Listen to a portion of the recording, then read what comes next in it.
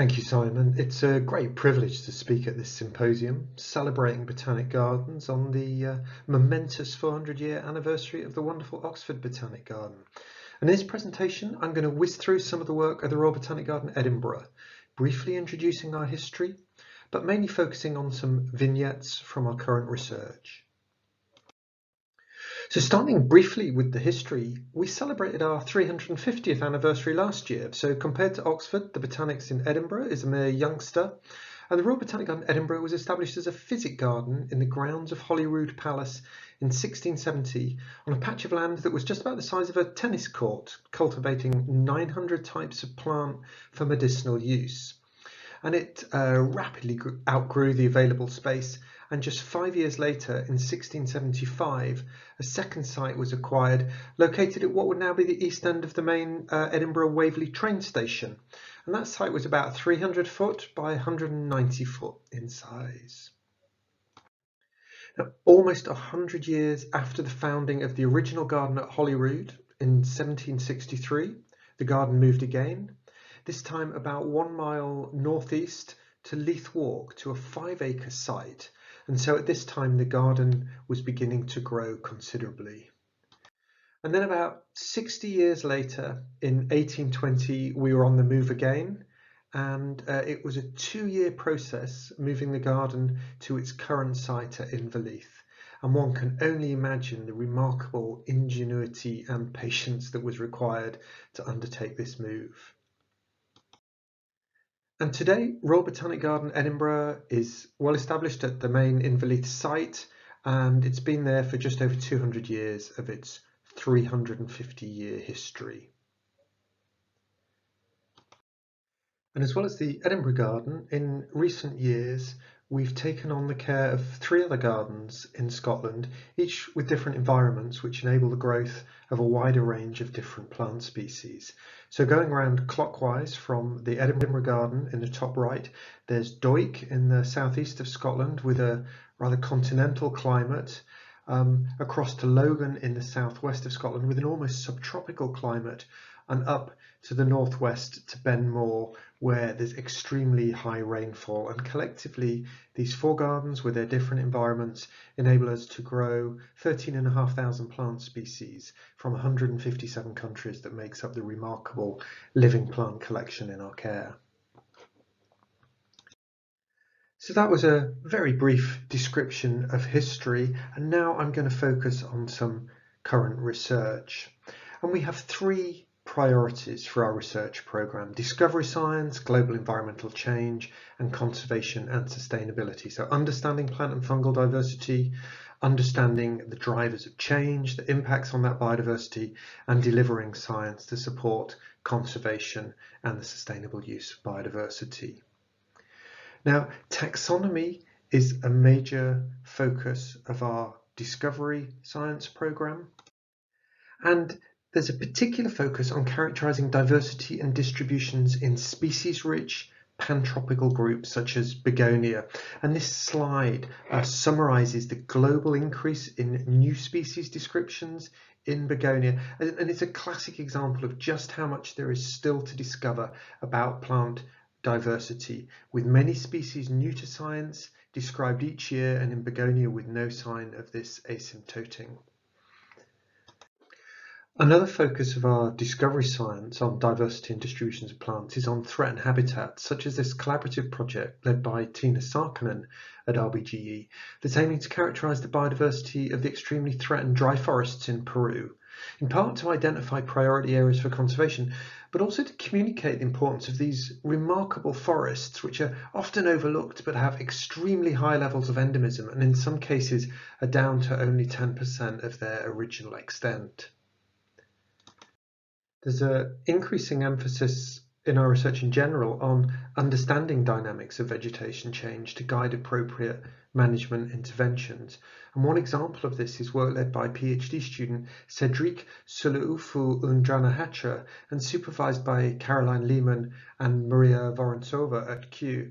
And this has provided the first evidence of grazing adaptations in the endemic grassland vegetation of Madagascar, and has opened the door for reconsidering the assembly and dynamics of these island ecosystems prior to the arrival of people. And in particular, this work's challenging the view of these grasslands being human degraded wastelands in need of afforestation, but rather that they can represent ancient grassland assemblages of high biodiversity value in their own right. This interface between plant distributions, environmental change, and land use is also exemplified in studies led by Antje Arons and Xuzhen Xu from the Kunming Institute of Botany, working to understand risk to biodiversity and livelihoods from rubber plantations. So the global demand for car tyres has driven land use conversion to rubber plantations. However, there's no oversight as to where these plantations are established. And combining satellite imagery and modelling showed that almost 50% of the rubber plantations are planted outside of their environmental optima, which is indicated here in red, and are at risk of plantation failure. So this model prediction was also supported by ground truthing, which showed high rates of plantation loss in areas classed as unsuitable by the model. So a key output of this study is to provide information to avoid loss-loss scenarios where high biodiversity value forest is cleared for plantations which ultimately fail and provide limited livelihood benefits.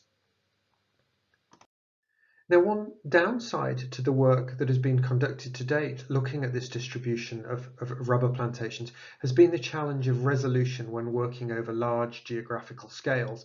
And our earlier studies were based on a 500 metre by 500 metre resolution, which gave a broad overview, but which was too coarse for many small-scale plantations. And this very recent work is now being followed up with Yunxie Wang using satellite imagery at a 28-metre grid scale, so very high resolution, and giving for the first time high resolution maps for continental Southeast Asia, greatly enhancing our ability to monitor rubber plantation spread and forest losses. As well as an international programme of collaborative biodiversity science, at the Botanics in Edinburgh there's also a strong focus of work on biodiversity in the UK, and this includes assessing vulnerability to climate change of our most important ecosystems and their key species, and characterising and mapping this biodiversity, such as lichens in the temperate rainforests in the west of Scotland. And work led by Chris Ellis has had a particular emphasis on linking biodiversity distributions to land management solutions. And the paper here has looked at the threat of climate change to the characteristic lichens that fix nitrogen into these temperate rainforests. And in light of these projections, which shows that over time there's a considerable loss of habitat suitability due to summer drying, the study has examined how to maximise conservation gains from forest restoration.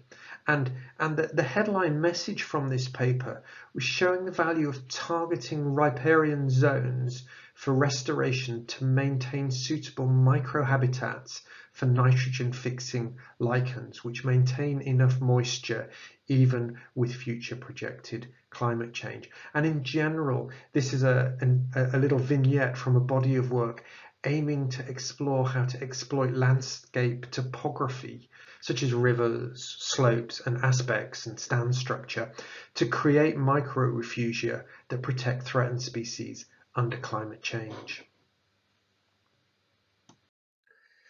Now, in this last part of the talk, I'm going to focus in a little bit more detail on a project looking at the genomic scale and the very exciting Darwin Tree of Life project. So this is part of the Earth by Genome project, which has the ambitious goal of sequencing the entire genomes of all multicellular species on Earth. And the Darwin Tree of Life project is the first project implementing this at scale and has the smaller aim, but still massively substantial, of genome sequencing all 70,000 or so multicellular species in Britain and Ireland. And the project is led by the Wellcome Sanger Institute with a range of UK partners, and Royal Botanic Gardens Edinburgh and Kew, along with the University of Edinburgh, are coordinating the work on plants. Now, this project offers the potential to provide groundbreaking insights into nature by providing genomic data at an unprecedented scale, essentially creating a new way of studying the natural world.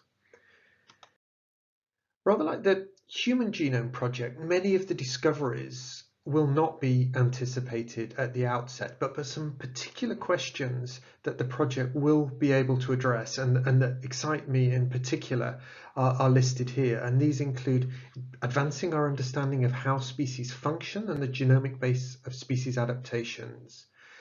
Of course, a fully genome sequenced flora will greatly enhance our understanding of the distribution of genetic diversity and how that relates to species traits and attributes. And I'm not going to go through this full list here, but also just want to draw attention to something that I have a particular interest in, is that the data will reveal information on the genomic nature of interspecific differences, the genomic nature of the differences between species, and that will help the development of improved high-resolution DNA-based assays for using DNA to tell all species apart. Now, undertaking this first whole flora genome sequencing on the British and Irish flora as a test case makes perfect sense because it builds on this incredible knowledge bank of plant diversity that exists for Britain and Ireland, which will serve to contextualise the results of the genome sequence data in terms of ecology and taxonomy and organismal biology. Now, ultimately, this project aims to cover all native land plants in the British and Irish flora, and along with some of the most important non-native species. But in the first phase, running through to 2022, we aim to have the sequences of the entire genomes of roughly 10% of the native vascular plant and bryophyte flora, including all families within those groups. So since starting the project, we've been establishing the standard operating procedures, essentially working out how to deliver. And in the last year or so, this has included navigating the challenges of lockdown for undertaking field work. And in light of all of this, it's really encouraging to see how many species are now in the pipeline for sequencing. And every one of these has involved collecting living material, freezing it on dry ice or liquid nitrogen soon after collection to preserve intact high molecular weight DNA, which is critical for successful genome sequencing. And actually, in this symposium celebrating botanic gardens, it's important to stress how important the living collections have been to allow easy access to material, especially important at the time of restricted movement due to COVID restrictions. So sampling trees and some of the herbs is straightforward, but for the bryophytes, there are some major challenges, as many of them form clumps containing multiple individuals and multiple species, and there's some painstaking dissection of specimens for sequencing. And of course, there will be downstream challenges of genome sequencing based on tiny amounts of starting tissue. Now, once the plants have been collected, identified and DNA barcoded and had their genome sizes estimated at the Botanic Gardens at Edinburgh and Kew, they're sent to the Sanger Institute on dry shippers at -197 degrees and processed for sequencing. And here are just some of the species that are in the genome sequencing queue, including thrift, alpine sow-thistle, there's ash, juniper, CP, twin flower, small cowwheat, woolly willow, and wych elm. And here's just a picture of one batch of samples getting ready on one of those dry shippers, ready for postage down at -197 degrees centigrade. And of course, the genome sequencing of plants is far from trivial. There's some real scientific challenges here. Now, at its most simplistic, sequencing entire genomes is easiest if the genomes are small and are arranged in a small number of chromosomes, and that makes things easier, but that isn't always the case for plants. Now, we're fortunate that we know an enormous amount about the chromosome numbers of British and Irish plant species, due in large part to a cytological catalogue, a chromosome catalogue of the British and Irish flora led by Richard Gornall at the University of Leicester. And there is knowledge on almost all plant species in the flora on how many chromosomes they have, and this shows us that there's a huge range in chromosome numbers from 6 to 720, with the median diploid chromosome complement of 2n = 30. and somewhere between 10 and 20% of the flora show variation in the number of chromosomes within species. So this is really important baseline information to inform our understanding of the genome sequences. Likewise, we're extremely fortunate to have a high density of knowledge on the size of genomes of British and Irish plant species, and this is work led by Elia Leach at the Royal Botanic Gardens, Kew. Now, sequencing plants with genomes smaller than 2 gigabases is much more manageable than those with larger genomes. And an outstanding task for the Darwin Tree of Life project that needs to be addressed is how to sequence the many large genome species in the flora. And this histogram from Elia Leach and Sahar Mian at Kew shows the frequency distribution of genome sizes for the British flora. There's a 500-fold variation in size, including the gargantuan genome of mistletoe. So about 40% of the flora is larger than 2 gigabases. So substantial challenges will be encountered in dealing with these large genome species. And as I mentioned before, our focus today has been very much on establishing how to make this project work as a test case for delivery here, but also for projects elsewhere. So establishing standard operating procedures, establishing a flow of well-identified samples that have been DNA barcoded, that have had their genome sizes estimated, refining protocols for extracting high molecular weight DNA that's essential for reference genome generation. And now we're at that stage of getting the first plant samples through the genome production pipeline. And it's really exciting to see these first genomes being generated. So as of now, there's sequence data of some sort on almost 180 species, with each species being sequenced using a combination of different sequencing technologies to facilitate their assembly. And to date, 13 species have had initial draft assemblies produced. A further 3 have gone through this stage and a more in-depth curation, and a further 2 have made it through to sufficient quality through to public release. And it feels extremely exciting being on this cusp of a major flood of new data, a new way of understanding the flora, and really exciting as this flow continues from samples through to sequencing, through to assembled genomes. So they were just some very brief glimpses into some of the science we're involved in at the Royal Botanic Garden Edinburgh.